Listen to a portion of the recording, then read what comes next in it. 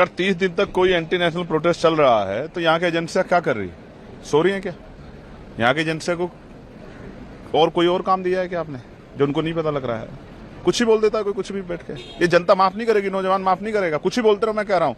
मुझसे तो जैन जी ने कहा कि जो पार्लियामेंट में हमारे खिलाफ बोल रहे हैं, आने दो उनका समय, उनको वोट के लिए तरसा देंगे हम लोग, अपने परिवार को, खुद को भी कोशिश करेंगे इनको वोट ना मिले।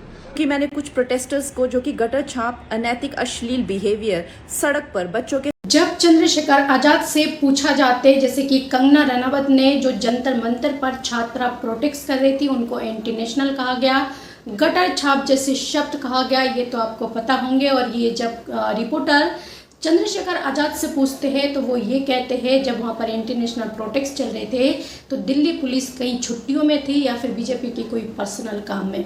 पुलिस क्या कर रहे थे, पुलिस ने उस पर कार्रवाई क्यों नहीं की है? जिस तरह से छात्राओं को तरह तरह के आरोप लगाए जा रहे हैं उन पर, उनको देशद्रोही कहना, उनको गटर छाप कहना, उनको भाड़े के टट्टू कहना, बहुत सारी ऐसी चीज़ें जो है बीजेपी नेता द्वारा तरह तरह की जो है इनको कहा जा रहा है। जहाँ पर प्रधानमंत्री उन छात्राओं के आगे घुटना टेक दिए और शिक्षा मंत्री की इस्तीफा ले लिए, तो वहीं पर उनके नेता जो है छात्राओं पर अपशब्द कहने में अभी भी बाज नहीं आ रहे, जिसके चलते चंद्रशेखर आजाद ने कहा है जो बीजेपी इसी तरह से कहते रहे, हम चाहते हैं और उनको इस बार जो है बता देंगे, जिसे एक एक वोट के लिए बीजेपी को तरसा देंगे।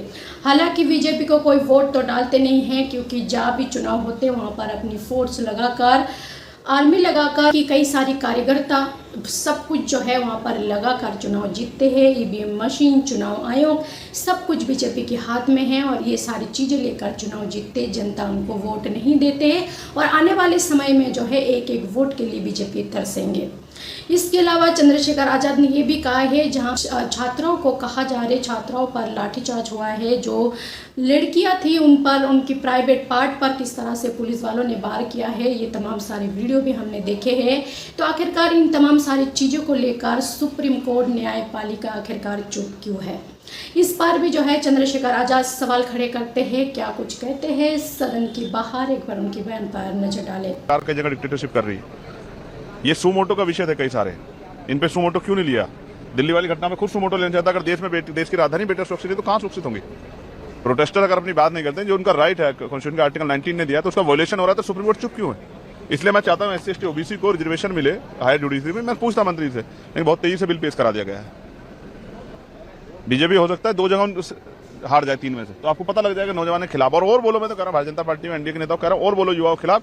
ये युवा ही 2014 में आपकी सरकार लाई थी, यही पलट कर रख देंगे, याद रखना मेरी बात को। योगी आदित्य, तो आप क्या कहना चाहेंगे? बाकी में अगर देखा जाए तो आखिरकार न्यायपालिका सुप्रीम कोर्ट को जो है चुप नहीं रहना चाहिए इस मामले में। इस देश के जेएनजीओ के साथ जो हरकतें हुआ है, जो पुलिस वालों ने जेएनजीओ के साथ, महिला स्टूडेंटों के साथ जो हरकतें करा है, उसका कार्रवाई तो होनी चाहिए। ना तो सरकार तो इसका कार्रवाई बिल्कुल नहीं करवाना चाहते हैं, क्योंकि वो बस मजबूरी में आकर शिक्षा मंत्री की इस्तीफा लिए, नहीं तो वो जो है झुकने के लिए तैयार नहीं थी। और अभी भी उनके नेता द्वारा जो है उन छात्राओं को अपशब्द कहा जा रहा है। आप क्या कहना चाहेंगे इस पर? आप चंद्रशेखर आजाद के बयान से सहमत हैं? क्या लगते हैं आपको इस पर? आपका जो भी राय है अपना कमेंट बॉक्स पर जरूर लिखें।